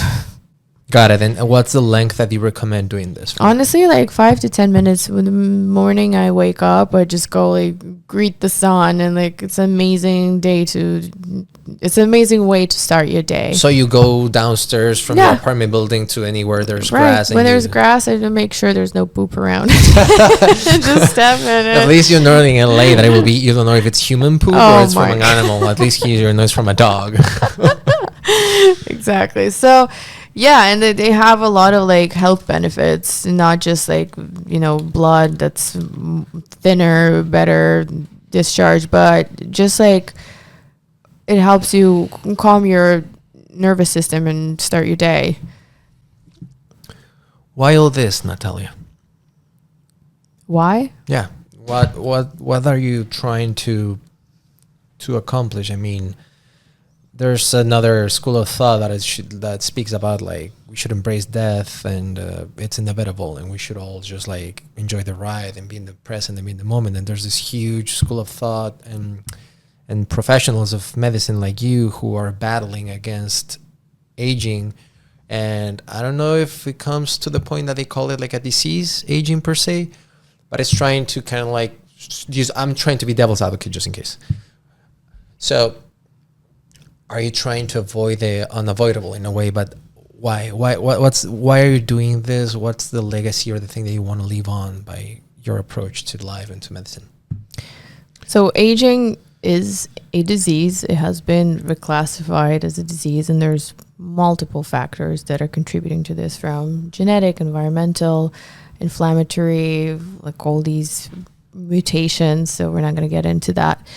And I'm not trying to fight against death. I think we should all embrace it, but it is up to us how to live it. Wouldn't you want, if we're all given one life and you're given a car to drive, wouldn't you want to drive in the fastest, sexiest, most beautiful, sickest car ever? Yeah. That's a great way of putting it. Once you put cars into the question, everything makes sense, right? So think about your body as your car, and then you get to be the driver of your own car. So it's all in your own hands. And I'm not saying, there will be new car models that come out every year, but there's still something beautiful about vintage cars, and if you take care of them and you take a proper care of them, nothing like an all good classic. You know how beautiful it can look. Yeah. And the fuel you give it, that's the fuel, and that's how it's gonna run. Man, fucking answer. Are you afraid of death? Not really. Why? Because it's inevitable. What's the point of being afraid of something that it's going to happen to all of us? If you could go back during your life and your story, which we just tapped the surface because I'm sure it's way deeper than what we had the chance to discuss here, but going back through your history and your life, if there's one quote unquote failure, because I don't think there's such thing as failure. You just learn from something. It's actually better for you. So it's an experience, but from a failure, looking back of your life, turned out to be a blessing in disguise now looking back? I'm not sure if I'm allowed to talk about it. You can share whatever you're comfortable with sharing. No, for legal reasons. Oh, okay. But actually, well, I'll talk about something else. When I first came to Canada, I felt like the whole world was against me. And it was always one of those, why me? Why me? Why is the universe sending all these challenges, difficulties, everything my way? Why? I'm just a little girl. I just want to live. I want to play. I want to dance. I couldn't have that. And for the longest time, it felt like life was very unfair. And I had to face a lot of obstacles and turmoil and hardships in my life. But now, looking back, I feel like it all makes sense now. And it made me the person I am today. And I know it's just the beginning, because I think the hardest part is yet about to come. So my story is just beginning. It's not the end. It's just the beginning. If you could also recall from your life, what do you think has been the worst advice that they have ever given you? I'm glad my questions get you thinking. Because there's so many. The worst piece of advice that I was ever given was be normal. Be like everybody else. Why can't you just be like everybody else? Fit the mold. Fit the mold. Fuck that. Screw it. Sorry, I'm a little too harsh with my language sometimes, and there might be children listening to this. Nah, I hope not. Okay, so looking back also to something that's very important in life is mentors. Who do you think has been one of those bigger influences in your life, and what have you specifically learned in terms of lessons from that person in terms of mentors? So I can't really pinpoint one person. I think mentors come and go depending what phase of your life you're in. So lately, I think I've been inspired by my friends and family members. So I see their strength and just wisdom in simple things. So it doesn't have to, you don't have to be David Sinclair, super overly achieved Harvard professor who's published, in all these amazing studies, and impressive. But sometimes just talking to my grandma and picking her brains on something, and poor thing, she had a stroke and she can barely remember things, but things that I've learned from her, and the value of hard work, right, and the persistence and perseverance, and to never give up. It sounds so cliche, but it's so profound. The world is an infinite, abundant place, and I think there's just two types of people. Speaking of this genre, of course, there's a mentality of scarcity, or there's abundance mentality. And I'm one of those who decide to wake up every day with this idea that the sun comes out for everyone. There's not a shortage of resources. There's not a shortage of relationships. There's not a shortage of contacts or of fortune or money or whatever it is that you wake up deciding to do. It's out there for you. But you need to pay the price. And then we enter, it could be health. It could be looking good. It could be anything. There's a price to pay. And there's a price of sacrifice, or you pay the price of regret. So it's great listening to you talking about this, because it also reminds me about the importance of the small things, and appreciate those lessons from our grandmothers and our ancestors, and just go back to a time where things were simpler in a way, but they were fucking not, because there's been fucking atrocities everywhere throughout history. You just need to pick up a book and see that there's been war and genocides and everything throughout all history. So yeah, sorry, I'm getting a little dark with this, but no, you're completely spot on. Just thinking about, when you're taking a warm shower every day, think about it. 50 years ago, we didn't have hot water. Like, do you know how blessed you are to be able just to take a hot shower whenever you want to? Yeah, that's a luxury that Caesar didn't have. Exactly. Like, the emperor of the Roman Empire did not have that. And you get to wake up and have your shower. And how are you not blessed, or you're depressed or whatever? Just like gratefulness, gratitude. Those are the simple things that life is composed of. Well, look, I'm really impressed by your life story, at least the few things that I've been able to hear today. So I love it. And like, it's really, I don't know how much it happens in your space or in your area, but I love to see someone like a woman that's taking a big space, like biohacking. Like, we have already too many men, and it's nice to hear the other side. It's like in crypto, we have too many fucking men. It's like, please, we need more women into this space. That's why I'm coming in. I'm coming in hot. So yeah, it's imagine the biohacker of crypto with a crazy mix. But yeah, so long story short, keep doing what you're doing. Please, to everyone that's watching and listening to this and got to this part, to that camera, where can they find you? Where can they follow you? And yeah, anything else you have to tell them? So you can find me on my Instagram at Dr. Nataliya MD, DrNataliya MD. We'll put the link down below. Will do. And yeah, I just wanted to wish everyone an amazing, outstanding, healthy 2025. And remember, you have to pay the price, but it's all worth it in the end. And how do they get in contact with you? Because, for example, I have a friend who asks me for supplementation, and I'm like, dude, I'm just like I'm not a professional, so I'd be better if I just send them your way, and some friends or people. Where can they get in touch with you too? Absolutely. So yeah, just reach out to me on Instagram. I check all of my DMs. I have my online functional medicine practice, and I do telehealth visits and telemedicine, and go over supplements. We run functional medicine tests, mycotoxin optimizing, microbiome, genetic tests.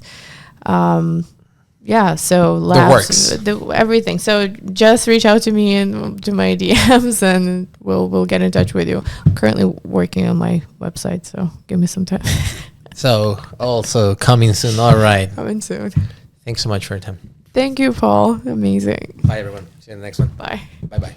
Gracias por ver este podcast. Si es que te gustó, dale like y suscríbete al canal, así sabes cuando suban nuevos episodios. Aquí te dejo otro podcast que seguramente te va a gustar, y si quieres irte de largo, un playlist con todos los episodios de Acción Podcast. Que estés bien. Nos vemos la próxima. Chao.